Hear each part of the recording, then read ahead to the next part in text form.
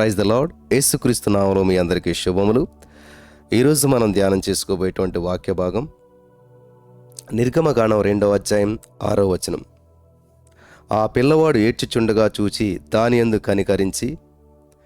నిజానికి ఈ యొక్క మాటను మనం చదువుతున్నప్పుడు చాలా అర్థం దీంట్లో దాగి ఉంది. ప్రార్థన చేద్దాం. యేసయ్యా, ఈ యొక్క వచనంలో ఉన్న అర్థం గ్రహించి అద్భుతాలు చూచిన కృప చూపించమని యేసుక్రీస్తు నామములో ప్రార్థించిన మీ పొందుకొని ఉన్నాం తండ్రి, ఆమేన్.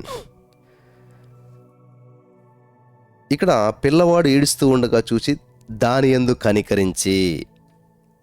ఇక్కడ దాని యందు అంటే ఆడపిల్లని అనుకోవద్దు. మోసేని చూసి ఆ యొక్క ఫరో కుమార్తె కనికరం పడ్డ సందర్భం చూస్తూ ఉన్నాం.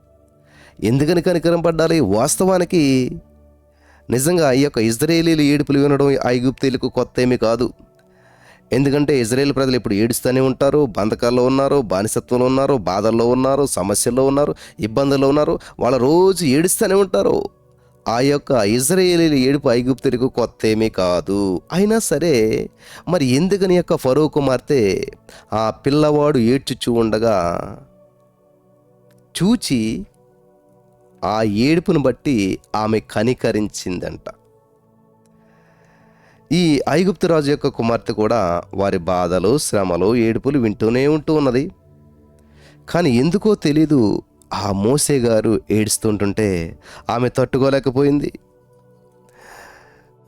వాని ఏడుపు విన్నటువంటి ఆమెకు ఆ చంటి పిల్లవాడిని కనికరించాలనేటువంటి ఆలోచన కలిగింది. దేవుని చిత్తంలో ఉన్నటువంటి మోసేని చూసినప్పుడు అతని జనులను బాధపరిచేటువంటి ఆ ఐగుప్తు రాజు కుమార్తెకు ఏమైందంటండి? ఆ ఐగుప్తు రాజు కుమార్తె కూడా కనికరించాలి అనేటువంటి అనిపించడం ఎంత గొప్ప ఆశ్చర్యకరమైన విషయం. ప్రియులను గమనించాలి. నువ్వు దేవునికి లోబడినట్లయితే నీ శత్రువుని మిత్రులుగా మార్చే దేవుడు మనకున్నాడు. ఈరోజు నీ జీవితంలో ఉన్న ప్రతి ప్రతికూల పరిస్థితిని అనుకూలంగా మార్చే దేవుడు మనకున్నాడు. ఇంతకాలం నీ ఏడుపునందరూ కామన్గా చూసారేమో, నీ దుఃఖాన్ని, నీ బాధని, నీ సమస్యని. కానీ నిన్ను ఓదార్చేవారు ఒకరున్నారు, నీ మీద కనికరం కలిగిన వారు ఒకరున్నారు. కనికర ప్రేమ పూర్ణుడు, కనికర సంపూర్ణుడు.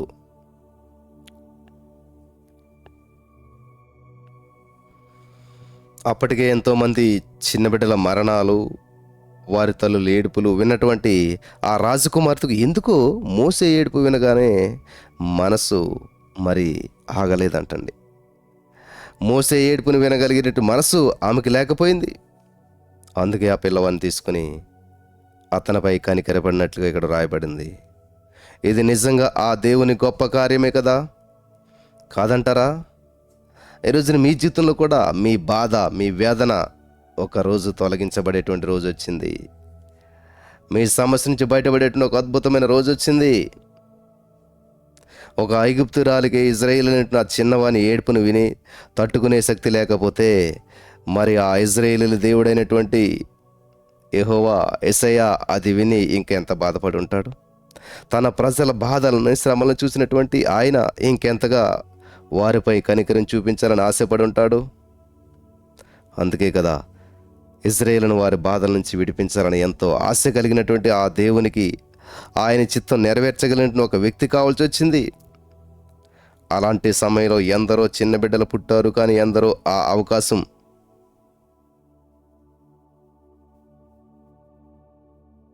ఎందుకు మరి ఆ అవకాశం మోసే గారికి మాత్రమే ఇవ్వబడింది.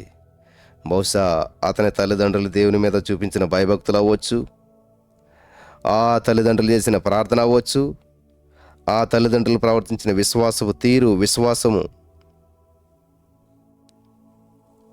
ఒక కారణం అయి ఉండొచ్చు. కానీ ఇది కేవలం ఆ దేవుని కృపా బాహుళ్యమే.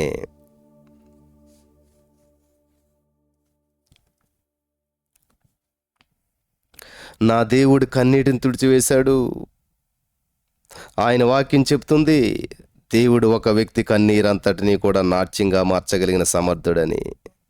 మరి నీవెందుకు ఒక్కసారి కూడా ఆయన సన్నిధిలో ప్రార్థించకూడదు?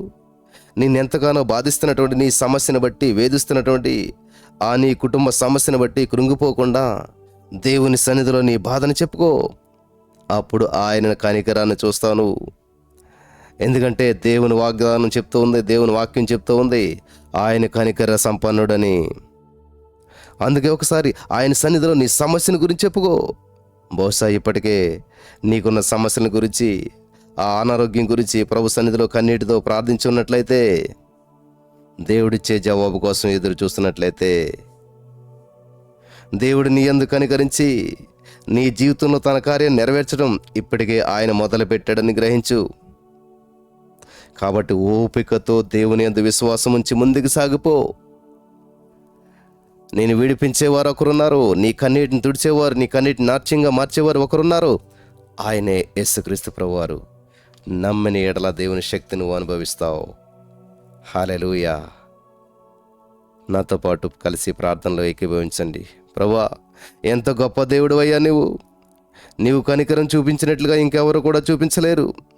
ఒక ఐగుప్తురాలే తన బానిస కన్నీటిని చూచి తట్టుకోలేకపోతే, ఎంతో కనికర సంపన్నుడు అయినటువంటి నీవు నీ బిడ్డలమైనటువంటి నా కన్నీటిని చూసి నువ్వు కనికరపడి ఉంటావు. దేవా, నీ కనికరమే కదా ప్రభువా నన్ను నీ బిడ్డలుగా చేసింది, ఇక్కడ ఉన్న వారందరినీ నీ బిడ్డలుగా చేసింది. ప్రభువా, మా కన్నీటి ప్రార్థనకు జవాబులు పొందుకోకుండా మాలో ఏదైనా నీకు వ్యతిరేకమైనది ఉంటే వాటిని తొలగించండి. మా జీవితం అంతటిలో నీ చిత్తమే నెరవేర్చబడాలి. నీ కనికరముతో నిత్యము నన్ను మమ్మల్ని జ్ఞాపకం చేసుకోమని చెప్పి నీకు ఇష్టమైన ప్రార్థన మాకు నేర్పించినందుకు కోరుకుంటున్నాం దేవా. మా ప్రార్థన ఆలకించినందుకు నీకు వందనాలని కోరుకుంటున్నాం తండ్రి. యేసుక్రీస్తు నామములో ప్రార్థించిన మేము పొందుకుని తండ్రి. ఆమెన్.